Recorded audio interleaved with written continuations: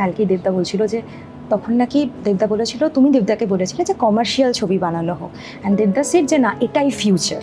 And এখন তুমি এটা বিশ্বাস করো যে মানে ধূমকেতু টাইপের ছবি যেটা কমার্শিয়াল এবং সো কল্ড নিশ অডিয়েন্সকে মাথায় রেখে বানানো, দ্যাট ইজ দ্য ফিউচার। কারণ সেরকম ছবি তো তুমি এখন করছো। আমার এই কথাটা মনে নেই, তুমি যেটা বললে দেব যেটা বলেছে সেটাকেই আমি আবার করে বলছি যে আগেন ওকে তো খাদান করতে হয়েছে।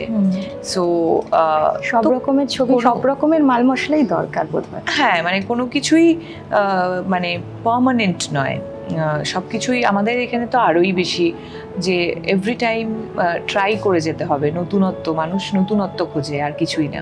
হ্যাঁ, এখন একটা যেটা মানে সত্য সেটা হচ্ছে যে গল্প বলার ধরন বা দর্শকের ছবি দেখার যে প্রসপেক্টিভটা সেটা চেঞ্জ হয়েছে।